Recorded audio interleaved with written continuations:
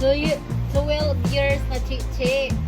Tapos, Umiyak yun si Silo. yung Umuwi na siya. umuwi siya. Oh, mga ganyan talaga. Yan yung as anak ko nga, ay nalagaan ko, umiiyak pag umuwi ako.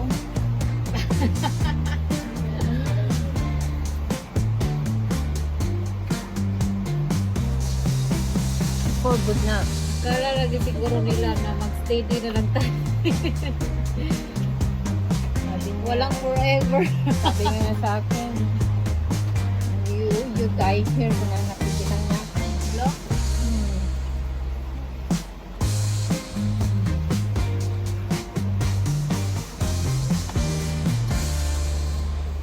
Don't go home.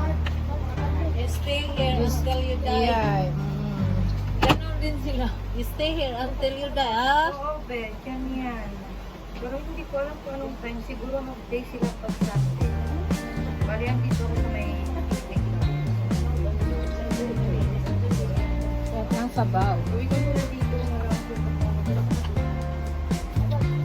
Yung hindi ka ba kakain ng gabi pero gutom ka na pag Gutom ka na pag hindi kasi kumakain ng gabi, mga ano lang, pagkanin. Kasi bigat na ng katawan ba? Tawa ko naman ito, be. Ayaw kumain ng kanin, tapos yung dragon fruits nilagay sa... Ayong kanin nilagay sa dragon fruits. Parang dragon fruits din, nailag yung bata.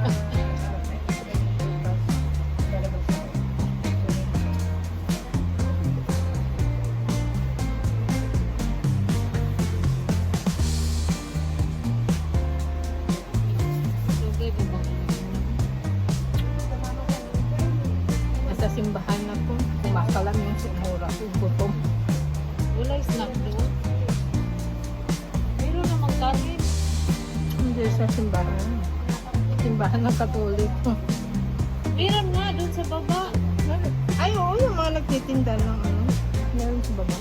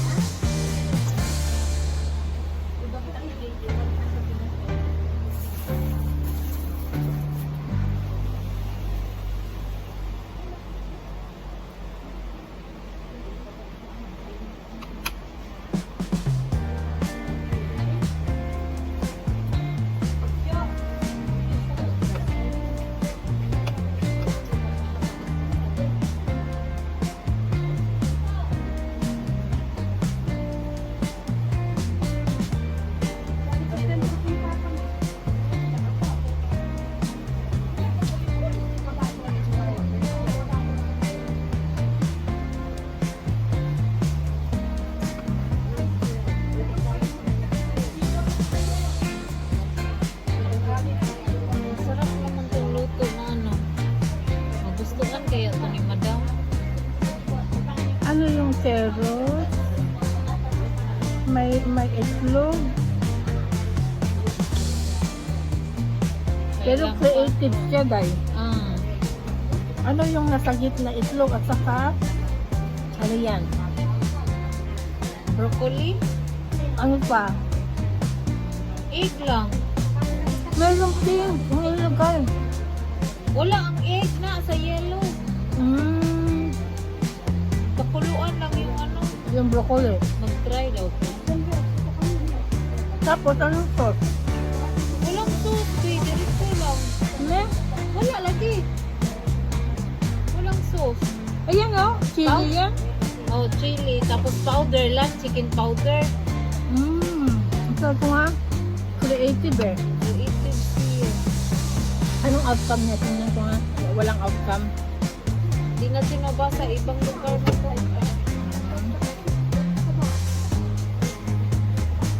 Ito yung luto. Broccoli. Pero mas parang masarap siya. Dami.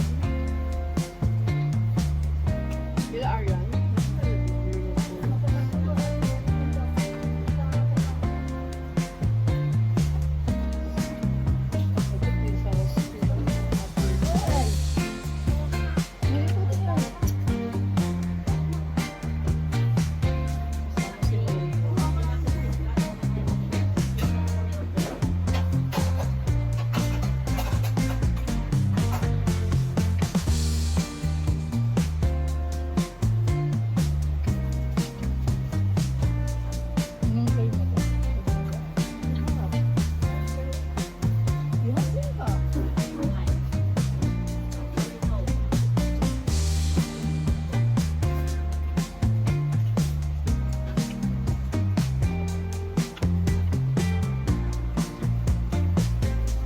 Madami na rin yung Harap lang.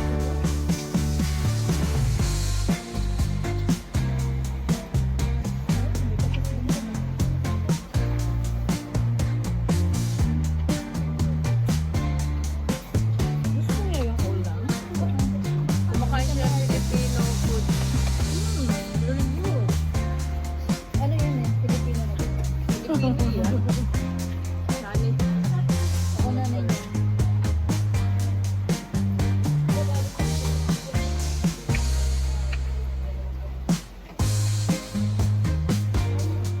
Ate said, are you from the Philippines?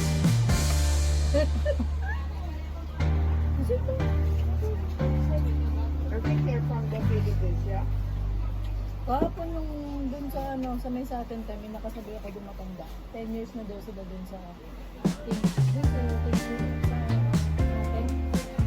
Ang asawa niya, Sa Chinese? Chinese. Oo, Chinese yung asawa niya. Sabi niya, ano ka ba? Ilang taon na dito? Sabi ko,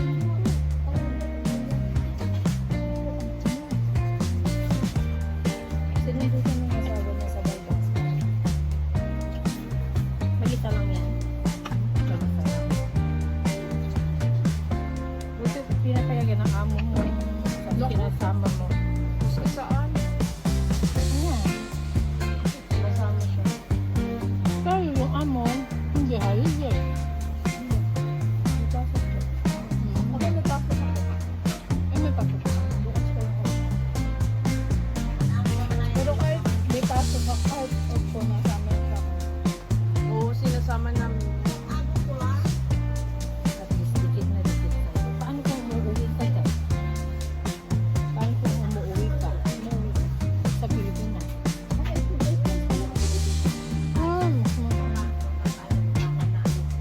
Ikaw ate matagal na. Magsasabi ko lang tinis mo. Di ba no? Galing. Naka 1 year pa lang. Ilang amo. Halos magkasabay na. Ganun isang amo lang. Bait ito yung amo mo.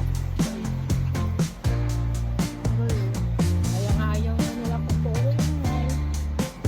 Yun yung dahil yan sa YouTube yun. Wala ka sa ganun. Pero ikaw na alam ano. Ganun din. Ito sa Belize. Ah, ikaw yung nag-ano.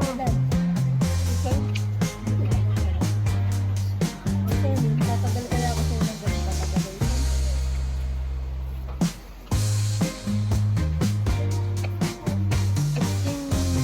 16 years. Ilan anak mo sa Manila? Ay sa Pilipinas. Tatlo. Graduate na. Yung meron pa akong kahit kaya hindi pa ako makauwi. Di ba? Yun yung pinaka ano dun no? Kaya na pinaka work. Daming supporting ako. Pinaka Wala na magiging rason natin. Kasi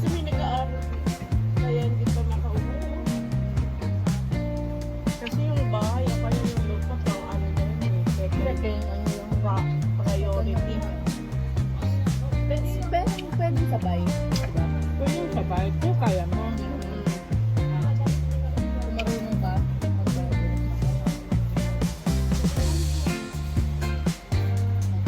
Pero tumatapos ito. May bahay na. Pero, hindi pa tapos.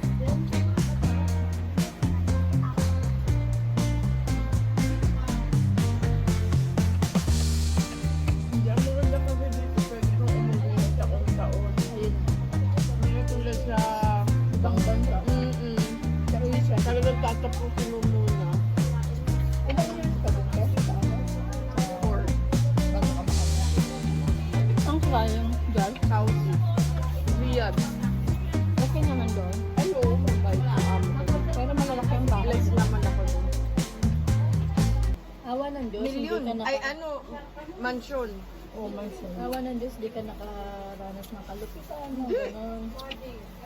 Takot pa nga yung amo ko. Saan na?